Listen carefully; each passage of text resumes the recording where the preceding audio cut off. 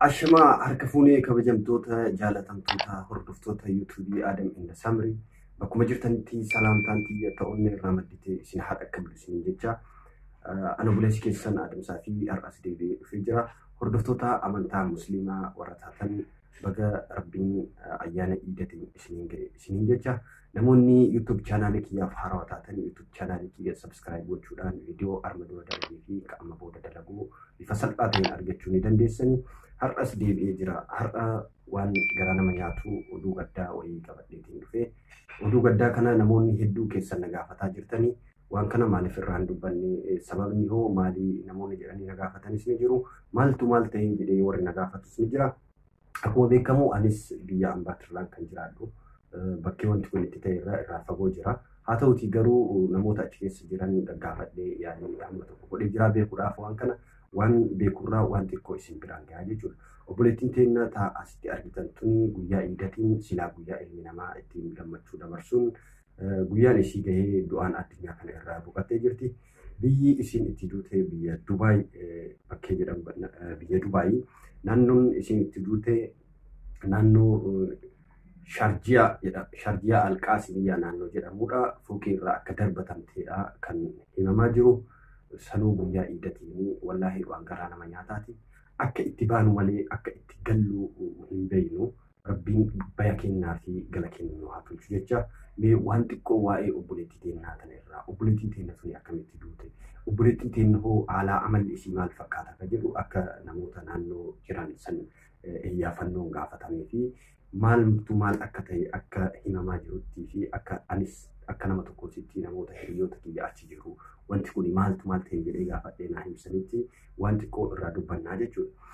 Obboleettiin teenna suni akkuma argitan amma kararra kuftee foqarraa darbamtee lubbuu ishii dhabde tuni akkuma namni kamiittuu jiraatuudhaaf biyyaa baate haa ta'utii garuu rabbiin katabaan isii kana waan ta'eef du'aan addunyaa kana irraa boqottee jirti. Wallaahi waan garaa nama nyaatuti biyya Dubaay keessatti jechuudha kun kate obboleettiin teenya akkuma sihii akkuma anaa nama biyya ambaatitti baqatee jiraatudha. Akkuma sihii nama dalagadhee biyyatti dala jedhee baheedha garuu akka baateen gara warra ofii deebinee alatti haftee jirti. Bakkeen isiin itti duute Dubaay Sharjiyaa Alqaasimiyyaa naannoo jedhamudha. Kaleessa guyyaa iidatiin fooqa amma argitan fooqa asitti argitan kana fooqa afraffaa doora afraffaa darajaa afraffaa irraa darbamte akka iyyafannoon achi nu qaqqabetti lakkoofsi manaa 402 manni isiin keessaa darbamte jedhamu lakkoofsa manaa 402dha. Sababa isiin itti duutee fi maal akkamitti akkana taatee adda baafachuudhaaf yaaliin godhame hedduutu jira. Yaalii godhame kana keessatti waa hedduu laalanii jiranii madaamiin nama akkamii akka taatee fi mucayyoo turis nama akkamii akka taate gaafatanii qoratamee jira. Madaamiin mucayyoo tanaa lammii Dubaay osoo hin taane lammii Iraaqii akka taateedha. Warroonni suuparmaarkeettii achi jala jiru dalagan akka gaafatamanitti warroonni achi jala suuparmaarkeetta keessa dalagan akka gaafatamanitti mucayyoon tuni mucayyoo miskiina akka taatee fi mucayyoo ol jettee nama hin laalle mucayyoo hin dubbanne amala qabeettii akka taate himanii jiran. Faallaa kanaatiin immoo madaamittiin isituni madaamiin Iraaqituun nama badduu akka taate hojjettoonni suuparmaarkeettii naannoo sanitti argaman baay'ee dubbataa jiru. Haa ta'utii wallaahi waan baay'ee garaa nama nyaatati.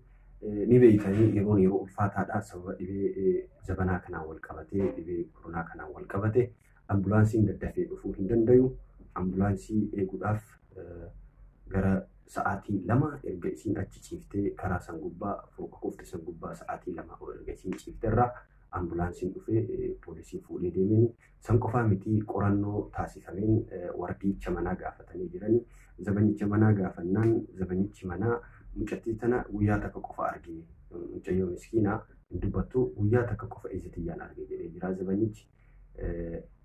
Wanti kun akkamitti jedhanii gaafannaan ani mana keessa jira homaa hin argine jedhee jira.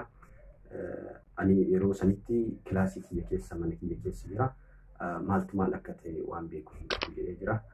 Ni beeytanii uummanni biraa kun baay'ee dhimma namaatiif hin cinqamu. zabanichi lammii Bangaalii kana ni beeytanii Bangaalii warroonni akkanaa kun baay'ee dhimma isaaniitiin miti waan akkanaa kana mallaqa xiqqoo argannaan osoo dhimmichi beekaniyyuu afaan ofii qabatan malee hin dubbatanii jechuudha. Kanaan dura obboleettii keenya Sinidduuta jedhamtu biyya ambaatitti duutee jirti. Zabanichi mallaqa fudhatuudhaan waa hedduu akka inni astabaabale yookaan waa hedduu akka inni dhoysee fi osoo waa hunda beeku akka nama hin beekne ta'ee dubbachuun isaa beekamaadha. Garuu boodarra dubbiin sun ifa baatee turte. Kanaaf numatu waliif dhiiga malee namni biraa nuuf hin dhiigu. Akka imbaasiin biyya sanii jedhetti immoo imbaasiin biyya sanii dubbicha kana qorannoo qabee qorataa jira. Maalirra akka gahee hin beekamne yeroodhaaf qoratutti jira. Waan garaa nama nyaatu keessaa mucayyoon tuni mucayyoo amala qabeettii ta'uu namoonni hedduu namoonni naannoo sanii warroonni suuparmaarkeettii san dalagaan dubbatutti jiranii. Faallaa saniitiin immoo madaamtittiin lammii Iraaqii taate tuni nama badduu akka taate dubbachaa jiranii. Wallaahi waan garaa nama nyaataati. Akka itti baanu malee akka itti galluu hin beeknu. Asumaan dhaamsa kiyya akka hordoftoota xiyyaaf dhaamuu barbaada. Obboleeyyan tiyyattan shamarranii carraan jireenyaa biyya ambaa keessa isin baasee jirtan bakkuma jirtanitti nagaa fi rahmanni rabbii isin bira haa jiraatu. Bakkuma jirtanitti rabbi isin haa tiisu. Hunda keessanuu isin jaalladha. Ana caalaa immoo rabbi isin haa jaalatu. Rabbiin tika ofii jala isin haa oolchu. Rabbiin isin haa tiisu. Garuu akka isin dhaama. Yeroo tokko ilmi namaa kun badaadha. Namoota emotional ta'aniitiin waan tokko murtii fudhachuuf jarjarantu jira. Namoota akkasiisanii walitti bu'uun keessan hin malu hin oolu.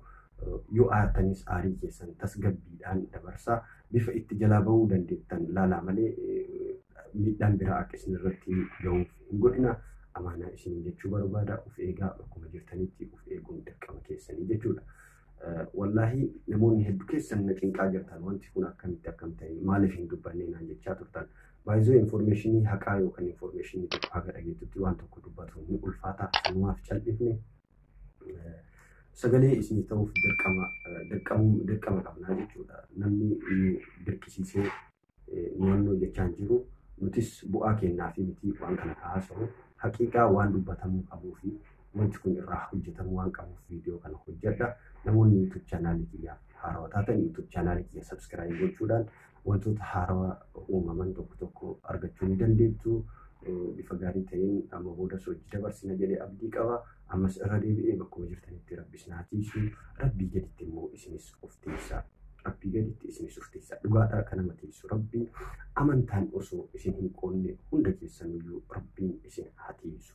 Kutaan oddoo addaan isin hin qoonne isin hundaayyuu biyya ambaa irra jirtanii bakkuma jirtanitti rabbi isin haa tiisu. Haqiiqaa garaan keenya nu madaa'ee jira. Yeroo hedduu yeroo hundaa akkana taate shamarran biyya arabaa akkana taate wanti akkana argee foqarraa darbamte harki irra cabee miilli cabee kanuma dhagaa jirra. Maal walii godhuu dandeenya? Boonneen callisuu qofa obsuu qofa homaa godhuu hin dandeenyu. Hundaafuu akka itti bayan malee akka itti galan waan hin beekneef hundi keessanuu of eeggannoo cimaa godhaa. Yoo dubbiin ka jabaatu taate suuta jedhaatii bayaatii imbaasii dhaqaa yookaan immoo achitti afaan walitti hin deddeebisina. Uummanni arabaa kun sammuu isaa fayyaa hin qabu. Uummanni arabaa kun ilma keessaa nu uummata gurraacha kana akka namaatiitti nu hin lakkaayan. Yooma nu darbanuu yooma nu dhayanuu waan nu miidhamnu itti hin fakkaatu. Kanaaf isinis of eega rabbis isin haa eegu. Yoo isin of eegdan rabbi isin eega.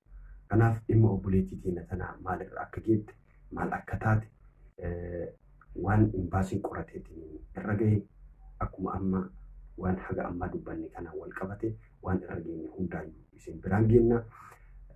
Jabaadhaa walitti jabaadhaa wal quba qabaadhaa. Wal quba qabaadhaa. Keessaa obboleeyyan teenya mana qalabaa jirtu rakkoon isaan irra gahaa jiru hagana waan jedhamu miti. Hojii humnaa olii hojjechiisu waa hedduu waan biraatiif fidanii ijoollee waan biraa dalaysiisantu jira. Kaddaamaa jedhanii fidanii ijoollee hojii biraa kennaniiftu jira. Wantoota akkanaa kana jira. San qofaa miti waan isin ajaa'ibu arma dura waggaa meeqa dura mucaa tokko qaamaan dubbisee ture biyya Suudii kana jiraata.